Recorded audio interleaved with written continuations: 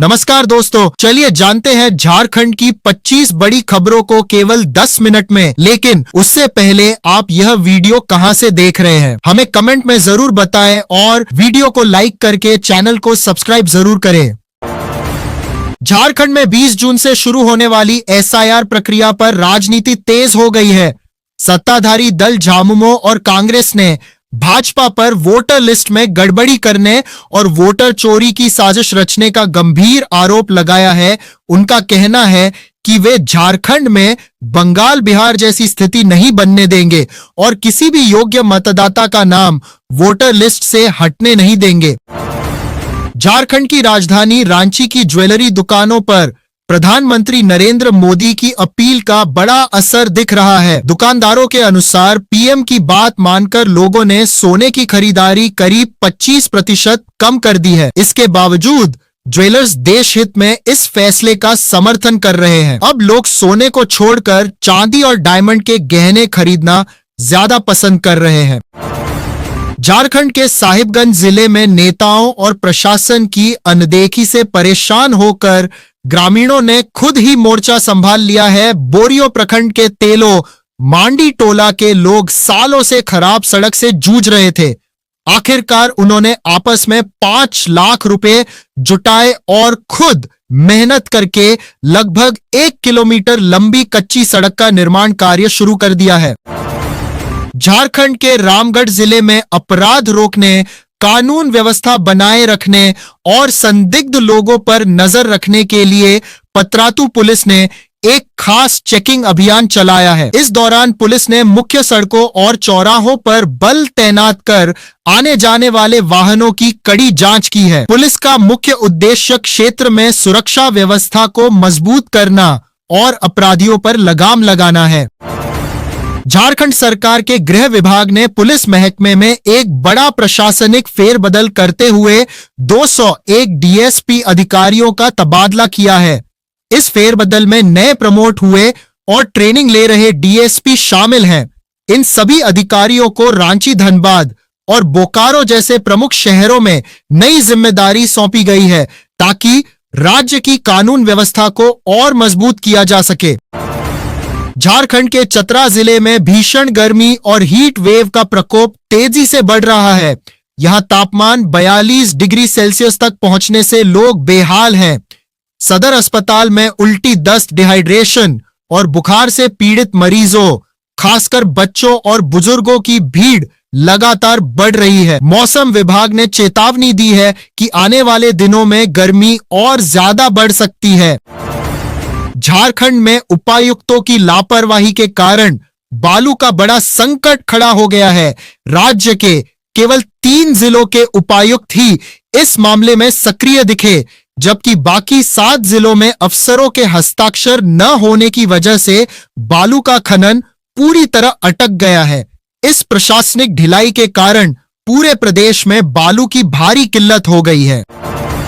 झारखंड के चतरा जिले की लावालौंग थाना पुलिस ने एक बड़ी कार्रवाई करते हुए एक जाइलो गाड़ी से करीब 1 क्विंटल 70 किलो डोडा जब्त किया है। पुलिस को इस तस्करी की गुप्त सूचना मिली थी, लेकिन कार्रवाई के दौरान तस्कर पुलिस को चकमा देकर अंधेरे और जंगल का फायदा उठाकर मौके से फरार हो गए हैं। झारखंड के धनबाद जिले के जरिया में सीपीआई और डीवाईएफआई के कार्यकर्ताओं ने पेट्रोल, डीजल और सीएनजी के लगातार बढ़ते दामों के खिलाफ जमकर विरोध प्रदर्शन किया है। प्रदर्शनकारियों ने सरकार के खिलाफ नारेबाजी करते हुए कहा कि ईंधन की बढ़ती कीमतों से आम जनता और गरीबों का बजट बिगड़ रहा है। उन्होंने सरकार से मांग की कि बढ़ती महंगाई पर तुरंत रोक लगाई जाए और तेल के दामों को कम करके जनता को राहत दी जाए। झारखंड के गढ़वा जिले में जैक और सीबीएसई बोर्ड परीक्षा 2026 के जिला टॉपर्स के लिए प्रतिभा सम्मान समारोह का आयोजन किया गया था।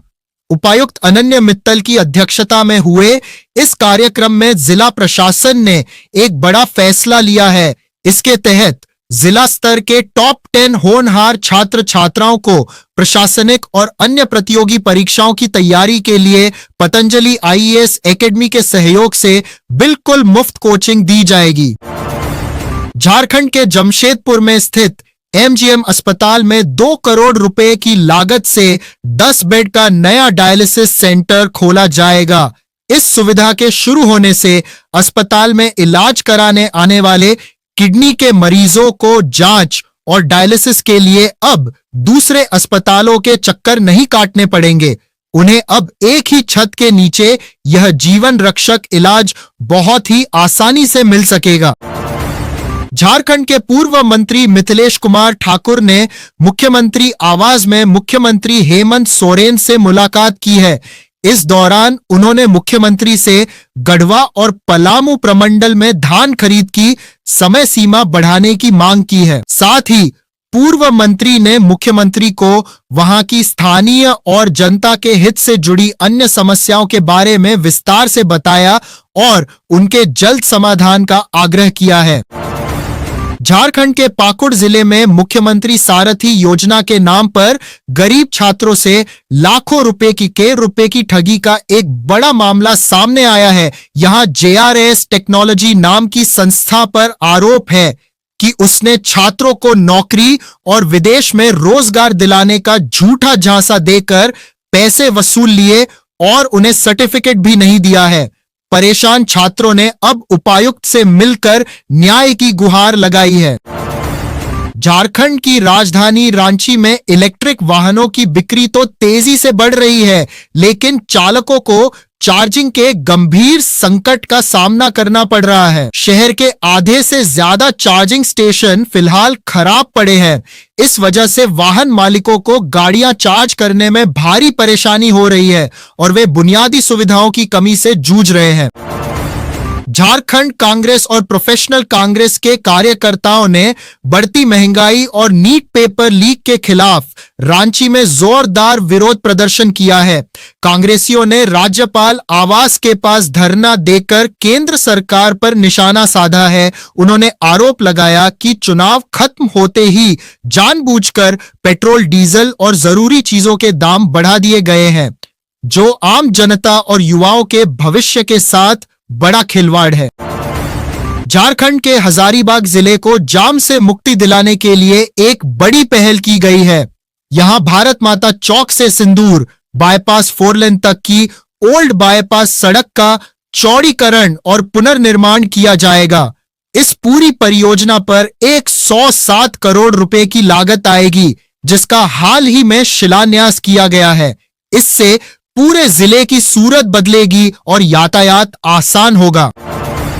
झारखंड के जमशेदपुर में मूक बधिर यानी बोल और सुन न पाने वाले लोगों को ड्राइविंग लाइसेंस देने की मांग तेज हो गई है।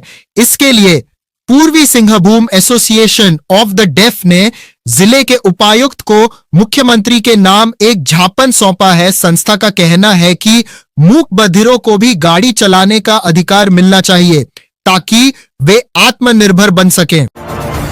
झारखंड सरकार ने बिना नक्शे के बने मकानों को वैध यानी लीगल करने के लिए भवन नियमितीकरण नियम 2026 लागू कर दिया है। इसके तहत लोग अगले 60 दिनों के भीतर ऑनलाइन आवेदन करके अपने बिना नक्शे वाले भवनों को पास करा सकते हैं। जो लोग तय समय में आवेदन नहीं करेंगे उनके खिलाफ सख्त कानूनी कार्रवाई और तोड़फोड़ की जाएगी। झारखंड के पलामू जिले में व्यापारियों की सुरक्षा के लिए जल्द ही पिंक पेट्रोलिंग शुरू की जाएगी। हाल ही में पुलिस और व्यापारियों के बीच हुई एक बैठक में ट्रैफिक और सुरक्षा व्यवस्था सुधारने पर चर्चा हुई है। सुरक्षा को मजबूत करने के लिए पूरे क्षेत्र में सीसीटीवी कैमरे और QR कोड लगाए जाएंगे, जिससे स्थानीय कारोबारियों को बेहतर और सुरक्षित माहौल मिल सकेगा। झारखंड के जमशेदपुर की उल्लीडीह पुलिस ने एक बड़ी आपराधिक साजिश को नाकाम करते हुए विश्वजीत सिंह उर्फ रॉकी नाम के अपराधी को अवैध पिस्तौल और कारतूस के साथ गिरफ्तार किया है। आरोपी बिहार के बक्सर से 30,000 रुपए में पिस्तौल खरीद कर लाया था। वह इसके दम पर स्थानीय कारोबारियों से रंगदारी वसूलने और अपना खौफ पैदा करने की योजना बना रहा था। झारखंड की राजधानी रांची में स्थित बिरसा मुंडा एयरपोर्ट पर यात्रियों के लिए 4 नई आधुनिक सुविधाएं शुरू की गई हैं। केंद्रीय मंत्री के अनुसार अब 100 करोड़ रुपए के बजट से इस एयरपोर्ट का चेहरा बदला जाएगा। इस योजना के तहत यहां से जल्द ही इंटरनेशनल उड़ानें भी शुरू होंगी और विमानों की आवाजाही को बेहतर बनाने के लिए आधुनिक तकनीक लगाई जाएगी। झारखंड के गिरिडीह जिले के बगोदर में रहने वाले कासिम अंसारी इन दिनों अपने बच्चों को घोड़े पर बैठाकर स्कूल छोड़ रहे हैं। उनका यह अनोखा अंदाज पूरे इलाके में चर्चा का विषय बना हुआ है। कासिम का कहना है कि उन्होंने बढ़ते प्रदूषण, पेट्रोल के महंगे दामों और पर्यावरण को बचाने के लिए यह अनूठी पहल शुरू की है, जिसे देखने लोग रास्ते में रुक जाते हैं। झारखंड में बीसीसीएल में नौकरी दिलाने के नाम पर हुई ठगी के मामले में सीएमडी मनोज कुमार अग्रवाल ने सख्त रुख अपनाया है। उन्होंने कहा कि फर्जी नियुक्ति पत्र और पैसों के लेन देन के इस गिरोह में शामिल किसी भी कर्मचारी को बख्शा नहीं जाएगा। इस धोखाधड़ी को लेकर पुलिस की जांच और विभाग की कार्रवाई अब काफी तेज हो गई है।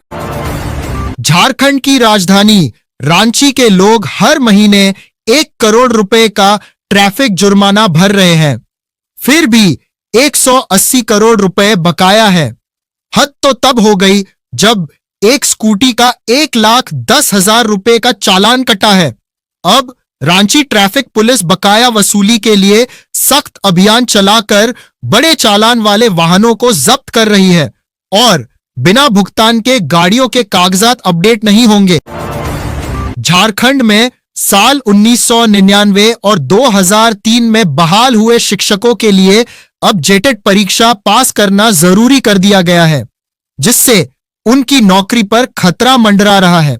बड़ी समस्या यह है कि बीएड डिग्री वाले प्राथमिक शिक्षक इस परीक्षा का फॉर्म नहीं भर पा रहे हैं। इस तकनीकी दिक्कत के कारण इन शिक्षकों की मुश्किलें और ज्यादा बढ़ गई हैं।